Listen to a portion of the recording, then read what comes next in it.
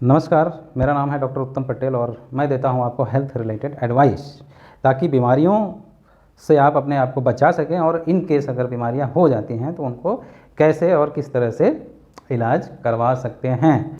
तो last video में मैंने आपको बताया था कि हार्ट अटैक क्या होता है। मैंने बताया था कि हार्ट अटैक, हार्ट में 3 नसें होती हैं और वहीं 3 नसें, एक इधर से आती है ये, ठीक है, जो बड़ी नसें, और इधर से ये जो है, तो 3 नसें जो होती हैं वहीं जो है पूरे हार्ट को ब्लड सप्लाई करती हैं। इन तीनों में से फिर छोटी छोटी ब्रांचेज निकलती हैं, वो जो है पूरे हार्ट को ब्लड सप्लाई करती हैं। और अगर इन नसों में कहीं पे भी ब्लड सप्लाई बंद हो गया, बंद होने का मतलब वहाँ पे थक्का जम जाता है, और थक्का जमता है तो वो ब्लड सप्लाई, तो जितना एरिया, अब इसमें अगर थक्का जम गया तो इधर ब्लड सप्लाई रुक गया, तो इधर के जो हार्ट के जो आपके कोशिकाएँ हैं, जो सेल्स हैं, वो काम करना बंद कर देती हैं। इसलिए जो है एक तो दर्द होता है, दूसरा क्या होता है कि पंपिंग कम हो जाती है, हार्ट की पंपिंग कम हो जाती है, तो बीपी गिरने लगता है और इसकी वजह से पानी फेफड़े में रुकने लगता है और उसकी वजह से सांस फूलने लगता है। तो किसी किसी को अगर मेन इसी में ब्लॉक हो गया तो इधर आगे पूरा, तो 2 तिहाई पार्ट जो है हार्ट का बंद हो जाता है। तो ऐसे जो है मोस्ट ऑफ द टाइम उनको अटैक, अगर इतना बड़ा अटैक आ गया तो जनरली वो मतलब 10-15 मिनट के अंदर ही, 5 मिनट 10 मिनट के अंदर ही वो क्या हो जाती है, उनकी डेथ हो जाती है। ठीक है, तो ऐसे लोगों का उनको बचाना मुश्किल हो जाता है। लेकिन जिनको छोटा आया, कहीं मान लीजिए इसमें आया या किसी में आया, तो उनको छाती में दर्द होगा तो उनको आपको सही टाइम पे, उनको सही जगह पे लेकर चले गए तो बचाव किया जा सकता है। अब देखो होता क्या है, पहले तो आप ये जान जाओ कि रिस्क फैक्टर क्या है। रिस्क फैक्टर्स मतलब हार्ट अटैक के चांसेस किसको ज़्यादा हो सकते हैं। अच्छा, ये मैं बता दूं, जो थक्के बनते हैं, थक्के क्यों बनते हैं? थक्के जो बनते हैं एक्चुअली यहाँ पे क्या होता है ना, जो हम लोग जो हमारे शरीर में जो फैट होती है, चर्बी होती है, जिनको हम साधारण तो चर्बी यहाँ पे जो है, जो नस होती है, नस की दीवार में आके जमा होता जाता है। ऐसे इसको प्लाक बोलते हैं। तो जमा होता जाता है तो ये आपकी नस सक्रिय होती जाती है तो उसके कारण भी आपको दर्द होगा। ज़्यादा एक्सरसाइज करेंगे, ज़्यादा चलेंगे तो ब्लड की सप्लाई कम होती है, तो उसकी वजह से भी आपको छाती में दर्द होगा। लेकिन यहीं कभी कभी यहाँ पे और बढ़ के तो ये पूरा ब्लॉक कर लेता है। ब्लॉक करने का मतलब आपको हार्ट अटैक आ गया। तो हार्ट अटैक आ गया जिससे आपको, तो क्या होगा, मेन चीज़ें हैं, एक तो है ओबेसिटी का मतलब मोटापा। ठीक है, बहुत जो मोटे लोग होंगे उनमें हार्ट अटैक आने के चांस बहुत रहेंगे। और क्या है, और क्या होगा, तो इसका उपाय क्या है, वेट कम करना, भार कम करना पड़ेगा।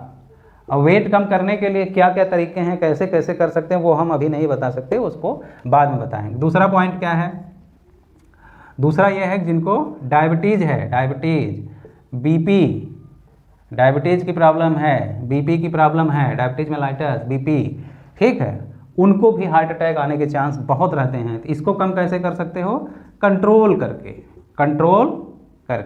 ठीक है, इसको कैसे कम कर सकते हो, कंट्रोल करके। बीपी बढ़ा है, बीपी को आपको कंट्रोल में रखना पड़ेगा। शुगर बढ़ा है, आप शुगर के पेशेंट हैं तो उसको कंट्रोल करके रखना पड़ेगा। और क्या चीज़ें हैं, बहुत ज़्यादा स्मोकिंग और अल्कोहल, ये अगर जो डेली करने वाले हैं तो उनको भी हार्ट अटैक के चांस बहुत बढ़ जाते हैं। उसको भी क्या करोगे, आपको रोकना पड़ेगा, बंद करना पड़ेगा, ये सब बंद करना पड़ेगा। और क्या क्या हो सकते हैं, और बहुत से ऐसे लोग होते हैं जिनकी फैमिली हिस्ट्री होती है। ठीक है, फैमिली हिस्ट्री का मतलब मदर फादर किसी को रहा होगा, या नाना नानी में किसी को रहा होगा, दादा दादी में। तो मतलब ये क्या हो गया, जेनेटिक है, मतलब आपको आनुवंशिक तौर पे मिला हुआ है। मतलब आपको आपके बाप दादा या आपके मदर साइड के जो जनरेशन है वहाँ पे भी इस तरह का प्रॉब्लम है अगर, तो उनको भी चांसेस बढ़ जाते हैं।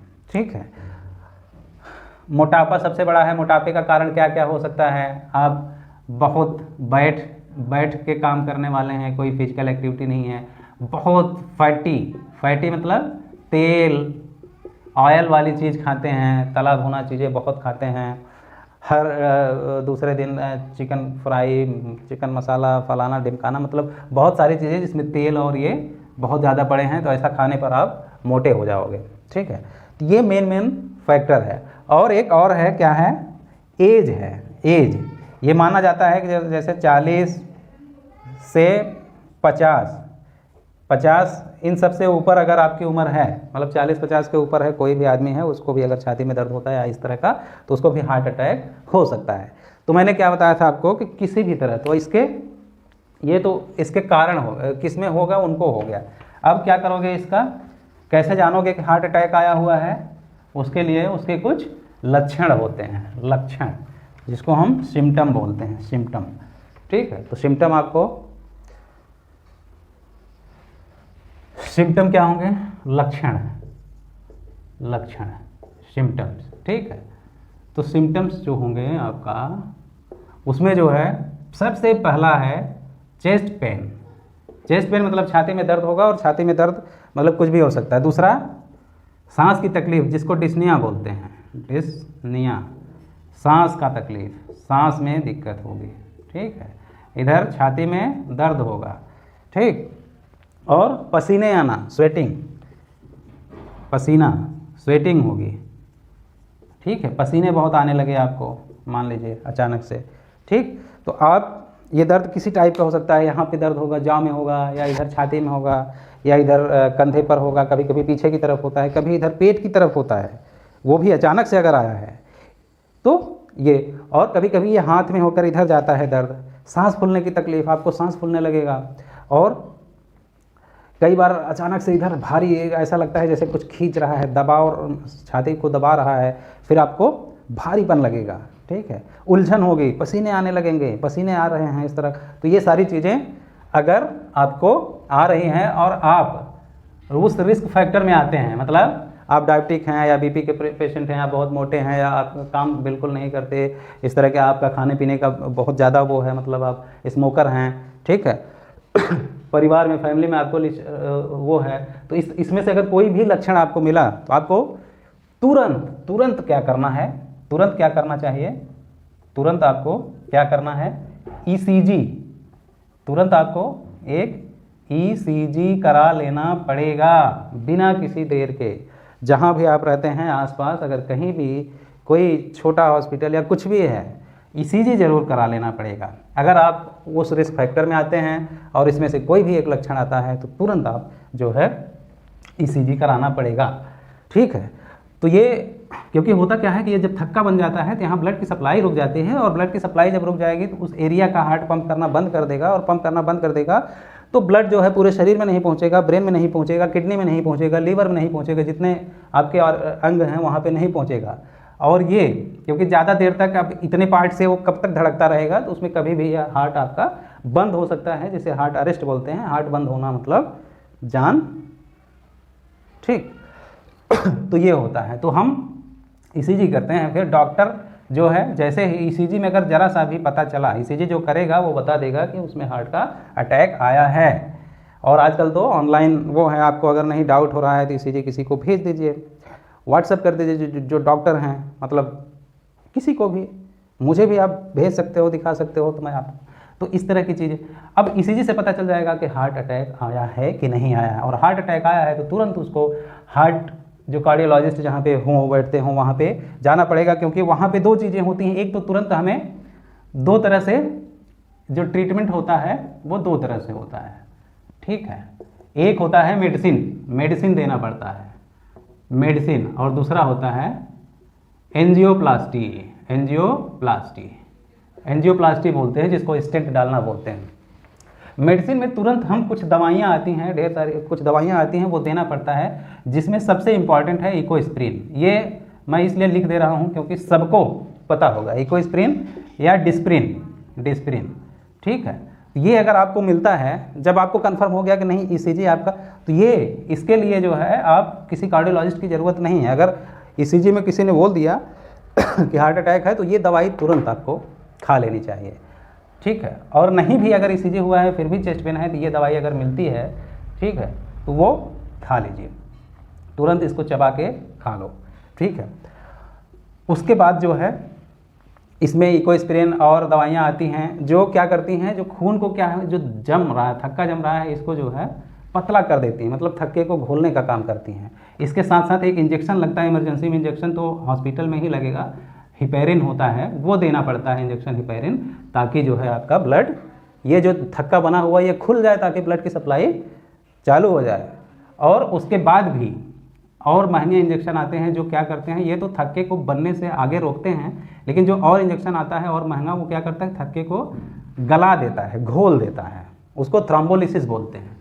उसको क्या बोलते हैं, थ्रोम्बोलिसिस, थ्रोम्बोलिसिस बोलते हैं। ये सब आपको जानने की ज़रूरत नहीं, बट थ्रोम्बोलिसिस करना पड़ता है। तो इससे क्या है कि जहाँ पे एंजियोप्लास्टी की सुविधा नहीं है तो वहाँ पे थ्रोम्बोलिसिस करना पड़ता है, मतलब वो महंगा वाला इंजेक्शन दे दिया जाता है ताकि ये थक्का जो घुल जाए और फिर से ब्लड सप्लाई चालू हो जाए। क्योंकि ये थक्का अगर बहुत देर तक बना हुआ तो हार्ट को जो इतना हिस्सा है जिसमें ब्लड नहीं मिल रहा है, तो वो क्या होती हैं कि फिर मर जाती हैं और ये परमानेंटली डैमेज हो जाता है। ये हिस्सा जो है परमानेंटली डैमेज है। 12 घंटा 24 घंटा अगर या 2-3 दिन तक ऐसे रह गया, अगर इधर ब्लड सप्लाई नहीं मिला, पूरी तरह से कट ऑफ है, तो ये एरिया पूरी तरह से डैमेज हो जाता है। फिर ऐसे आदमी की पंपिंग कम हो जाती है और उसका लाइफ बहुत कम हो जाता है, क्योंकि जहाँ भी थोड़ा लोड पड़ा, जहाँ भी ज़्यादा शरीर पे जोर पड़ा, एक्सर्शन पड़ा, ज़्यादा शरीर में पानी हुआ, तो उन सब कंडीशन में हार्ट फेल होने लगता है। तो ये करते हैं। और दूसरा जो सबसे जो बेस्ट तरीका है वो क्या है, एंजियोप्लास्टी। एंजियोप्लास्टी करते हैं।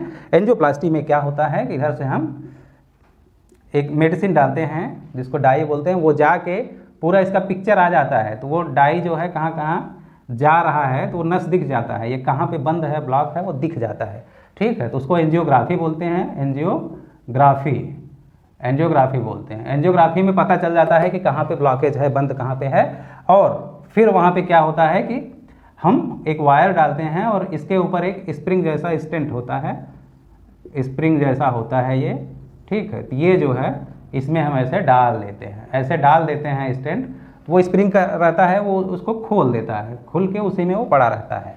तो वो खोल देगा तो ब्लड सप्लाई उधर चालू हो जाएगी।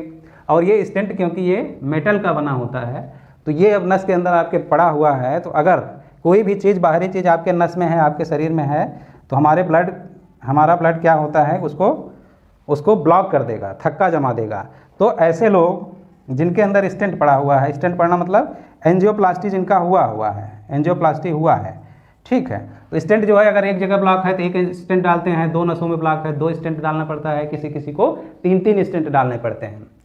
और जिनका बहुत ज़्यादा ब्लॉक है, इसमें भी ब्लॉक है, इसमें भी ब्लॉक, तीनों में ब्लॉक है, बंद है, लेकिन फिर भी जनरली जो तीनों में बंद होता है बहुत कम लोग बच पाते हैं, लेकिन जो सही से बच गए, टाइम पे पहुंच गए, तो तीनों नस में अगर ब्लॉक है तो कभी कभी कार्डियोलॉजिस्ट जो है फिर तीनों में स्टेंट डालना मुश्किल हो जाता है, क्योंकि और भी चीज़ें होती हैं, उसका किडनी का काम कैसा है, ढेर सारी चीज़ें, दवाइयों के साइड इफ़ेक्ट क्या हैं उसके हिसाब से, तो वो फिर उसको बाईपास करने के लिए ऑपरेशन, बाईपास सर्जरी, हार्ट का जो है बाईपास सर्जरी करने का जो है वो करते हैं, ठीक है। तो वो फिर सर्जन उसको बाईपास सर्जरी करता है। लेकिन बाईपास के बारे में मैं बाद में बताऊंगा। तो स्टेंट जो पड़ जाता है तो उनको स्टेंट एक बार पड़ गया तो ब्लड फ्लो चालू हो जाता है, लेकिन उनको ब्लड अंदर स्टेंट को बंद न करे, इसको बंद न करे, उसके लिए जो है कुछ दवाइयाँ चलती हैं जो उनको खाना पड़ता है रेगुलर। एंटीप्लेटलेट्स बोलते हैं यहीं, इकोस्प्रिन और इसी टाइप की दवाइयाँ होती हैं 1-2 और, वो आपको हमेशा रेगुलर खाना ही रहना पड़ेगा। तो जिन भी लोगों को एंजियोप्लास्टी अगर हुआ है तो उनको एक तो रेगुलर दवाइयाँ, तो उनको क्या क्या चीज़ें आपको कैसे कैसे अपना लाइफ स्टाइल और कैसे अपना मेडिसिन और क्या क्या सावधानियाँ रखना है, इन सब के बारे में मैं अगले वीडियो में बताऊँगा। और फिर हार्ट वाले जो पेशेंट हैं, हार्ट के जो पेशेंट हैं या जिनकी पंपिंग कम हो गई है, वो हो गया है, तो उसके बारे में मैं नेक्स्ट वीडियो में, अगले वीडियो में बताऊंगा। वीडियो और इस तरह से हेल्थ रिलेटेड वीडियो मैं हमेशा डालता रहता हूं, ताकि आपका अवेयरनेस बढ़े, आपको समझ में आए कि चीज़ें होती कैसे हैं और उनसे कैसे बचा जा सकता है, ठीक है। तो ठीक है, चैनल को लाइक करिए, सब्सक्राइब करिए और लोगों को भेजिए, ताकि इससे लोग ज़्यादा से ज़्यादा फ़ायदा उठा सकें, उनको जानकारी हो सके कि कब अपने जान को बचाया जा सकता है, किस तरह के स्टेप लेकर।